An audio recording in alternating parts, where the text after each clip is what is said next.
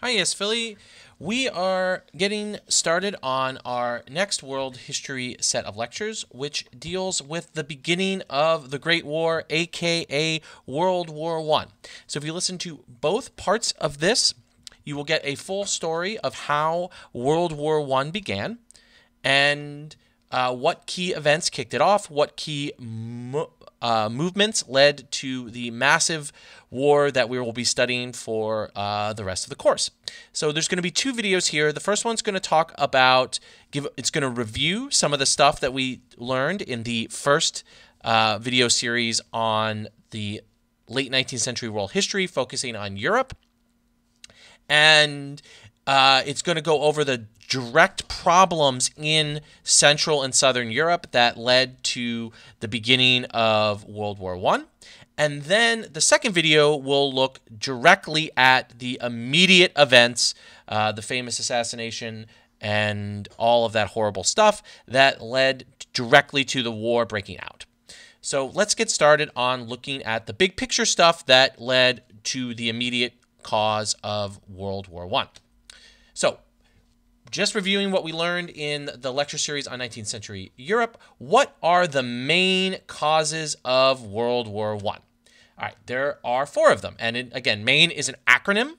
The four of them are militarism, alliances, imperialism, and nationalism.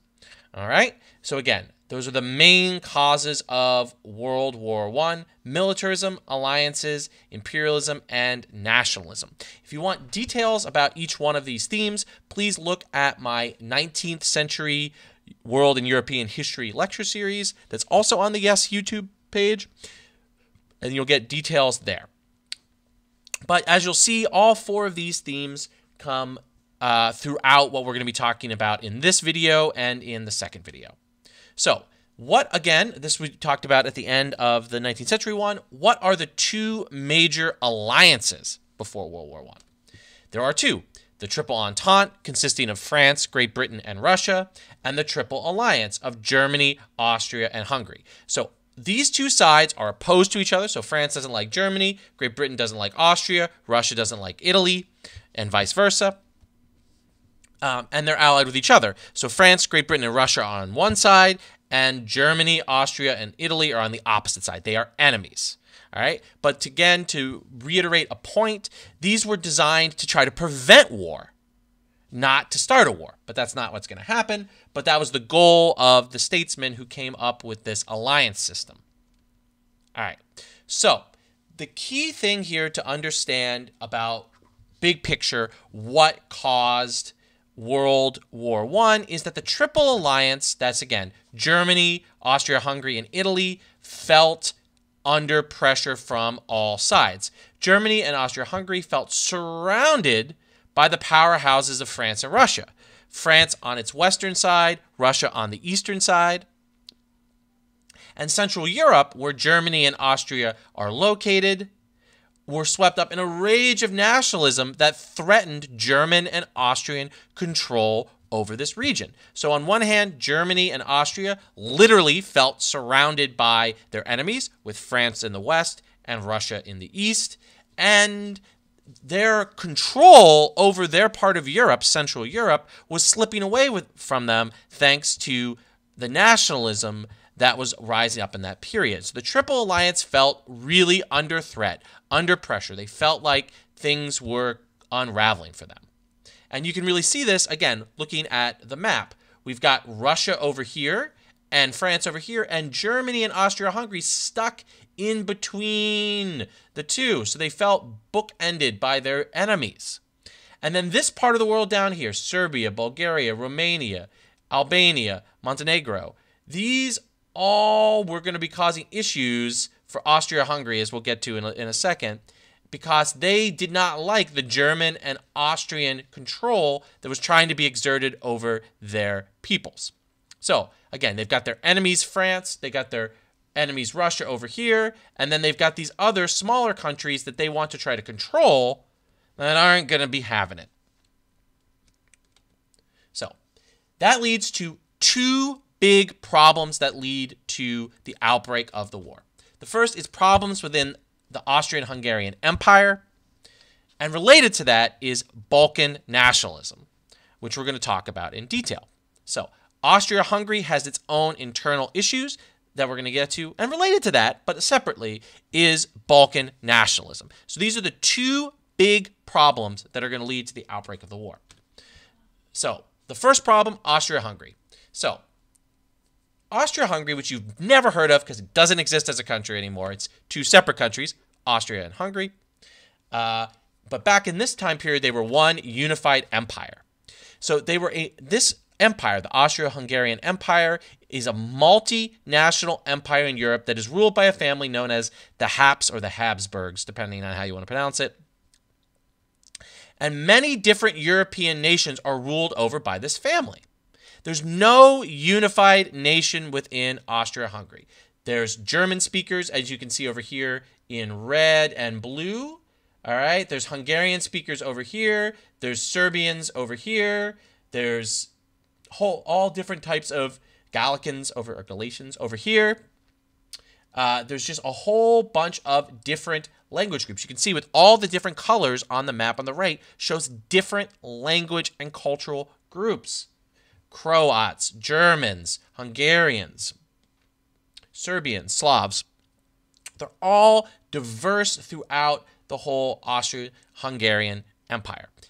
And these nations wanted independence because, again, going back to what we talked about when we talked about 19th century, the late 19th century, this was the age of nationalism. This is when many countries wanted their independence from empires. They were getting a strong sense of who they were in relation to these people that were trying to control them. This was going on in all continents, and Europe was not immune. Europe was, of course, enforcing its own nationalist vision on other countries, and so it was going to happen within Europe itself. And we see this particularly in Austria, where there's no unity. It's extremely diverse, and these people don't get along with each other, and they want their own independence. So again, related to that is this concept of Balkan nationalism. And the Balkans is a region in Central and Southern Europe, and the late 19th century saw a massive rise in nationalism in this region, particularly with a group of people known as the Slavs. And most Slavs do not have their own country. They are ruled either by the Austrian Hungarians or the Ottoman Empire, which is modern-day Turkey. So most Slavs do not have their own country. They want their own country, though. They want to be unified. They want to have their own country, like the Germans have their own country, like the French have their own country, like the Russians have their own country. They want their own country, but they're currently ruled by two powerful empires, the Austro-Hungarian Empire and the Ottoman Empire, which again is modern-day Turkey. So there is one country in Europe that is a Slavic country, and that's Serbia. It gained its independence in this period from the Ottomans and from the Austrian-Hungarian Empire. And Serbia is allied with Russia because Russia views itself, Russians are Slavs too, and they view themselves as the protector of these people in Central and Southern Europe. And they were big allies of Serbia. And Serbia, which again gained its independence from the Ottomans and from Austria-Hungary, wanted to expand. It wanted to bring more and more Slavic people within its borders. And it fights a variety of wars in the late 19th and early 20th century to bring more and more Slavs under their own control. As again, part of this broad nationalist story that we talked about in the lectures that I gave about the 19th century. And this is really putting pressure on Austria in particular, because a lot of these Slavs are ruled by the Austrian-Hungarian Empire. And as we can see here, this is what the Balkans looked like right before World War I. We got Austria-Hungary, which has got huge parts of Slavic peoples living in this part over here.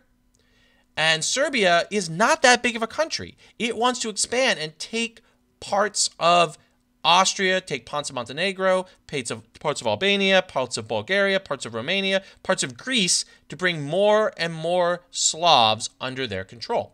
So this is what the situation looked like in this part of the world right before the war. So, Serbia, though, let's just go back real quick. Serbia is small. Austria is big. In fact, Serbia isn't really even as big as Romania or Bulgaria. So it's not going to be able to beat Austria in a straight-up fight. So what did they do?